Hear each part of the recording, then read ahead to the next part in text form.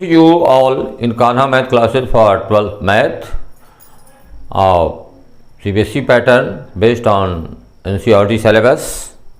Now I want to start a new topic, namely vector algebra. You, by the very mean of vector algebra, you must be aware of some physical quantities which are classified into two terms like scalar and vector. As you have already studied these scalar and vector quantities in previous classes of maths and physics or in engineering streamline, I will try to give a clear concept in your mind, the basic concept of vector. In this direction, we want to draw your attention about quantities. Quantities may be physical, mathematical, or may be engineering concern. Now, any quantities may be classified in two groups, that is scalars and vectors. In scalars, we need the quantities only correlated with magnitude, while in vector quantities we concern such quantities which have magnitude and directions too. In this continuance, we want to give some examples about the scalar quantities such as distance. Distance,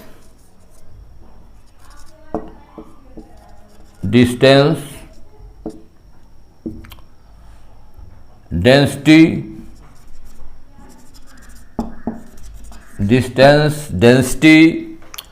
mass, resistance,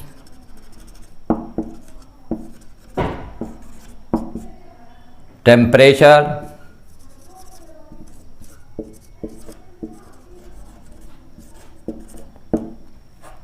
area, volume, etc. These all the physical quantities which has been classified under the scalar quantity such as distance, density, mass, resistance, temperature, area, volume, etc. These all quantities are classified under scalar quantities because they have only magnitude. But whereas the question of vectors quantities is concerned, we may displacement,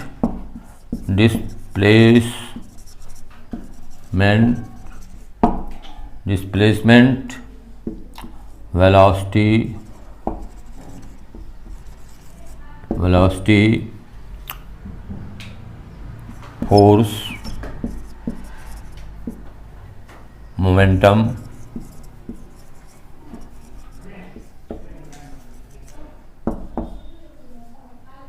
electric field,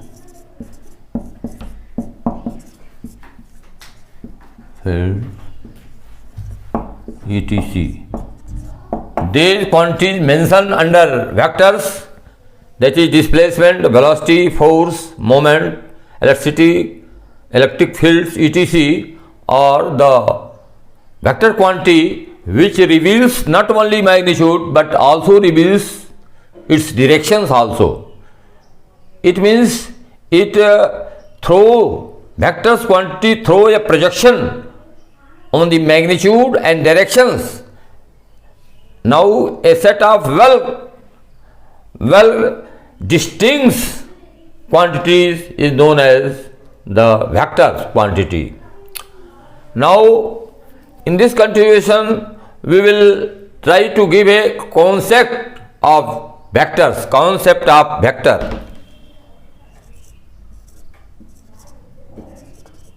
Concept of vectors. Concept of vectors. Usually we represent the vector by a straight line with arrowhead. Straight line with arrowhead.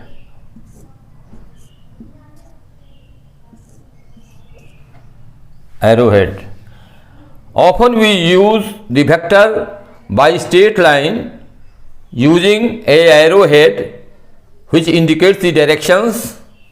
This may be in opposite directions too, and if you want the magnitude also to describe in this vector quantity, if you express the magnitude also, we may have an idea of segment of line.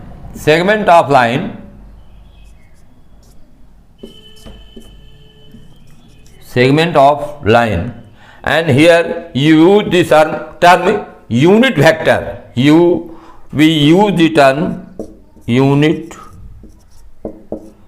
vector. We use the term unique vector. Here you use this vector A, arrow on head, vector B, arrow on head, and if you want to represent the magnitude of vector also, we should write this as vector A mod of vector A. This means the magnitude of vector A. This means the magnitude of vector A. But what about the unit vector? Unit vector may be in any directions, may be in any direction in a three-dimensional geometry, that is x-axis, y-axis and z-axis.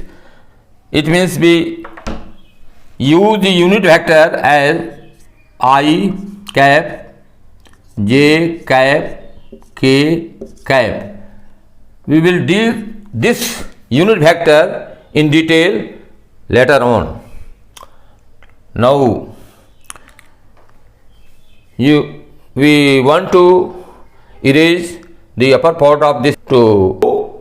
In this connection of vector, we will use the terminology as initial point.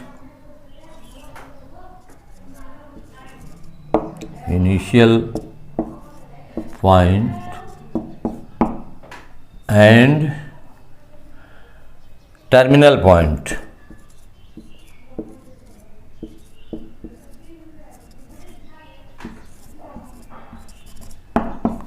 Initial point and terminal point.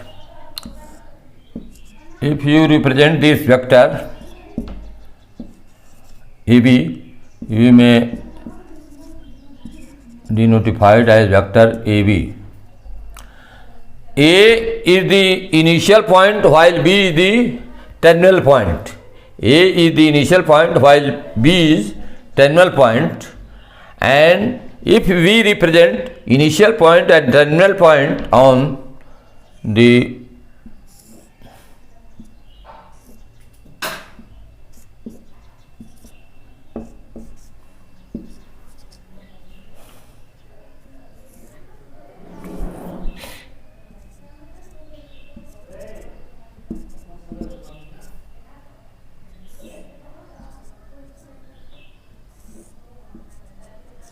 here three geometrical dimension OX, OY and OZ. Here is vector A, here is vector V, here is vector C. From the figure it is clear that the initial point of all the vector of A, B, C are the same, but the terminal point differs from each other. So this initial point and the terminal points are different, but initial point of all the vectors is O, that is the origin.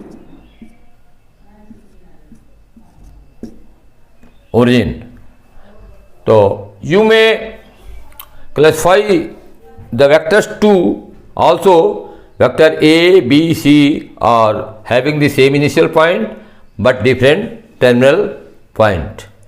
Now we will use another terminology, position vector.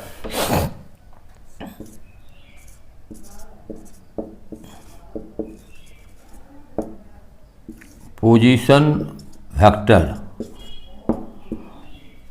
What is position vector?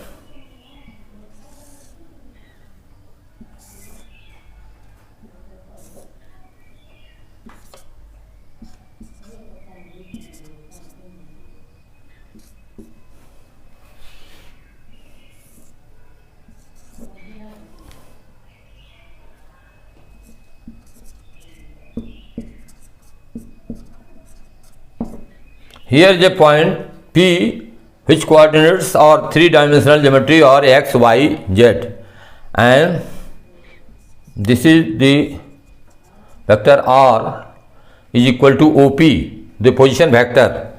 Vector R is equal to OP. This position vector, you may correlate this into as R will be under root in 3 dimension x square plus y square plus z square. Now we will illustrate further cosine angle. Cosine angle, if the position vector makes an angle with the x-axis as alpha, y-axis as beta and z-axis as gamma, then cos alpha, cos beta, cos gamma are defined as cos alpha is equal to x by r, cos beta is defined as y by r, and cos gamma is defined by z by r. Here cos gamma is defined by z by r. The cosine of the position vector, the angle of cosine of the position vector with the x-axis in terms of cos alpha, with the y-axis in terms of cos beta, and with the z-axis in terms of cos gamma may be defined as cos alpha is equal to x by r, cos beta is equal to r, and cos gamma is equal to z by r. Now in next video we will define it further clear in a 3-dimensional geometry, the cosines of the angles. Cosine of the angle x, cosine of the angle with y direction, cosine of the angle with z direction, and these angles will be turned and defined as the cosine angles. Now I conclude the video here, and thank you for watching this video. Like, comment and subscribe the video.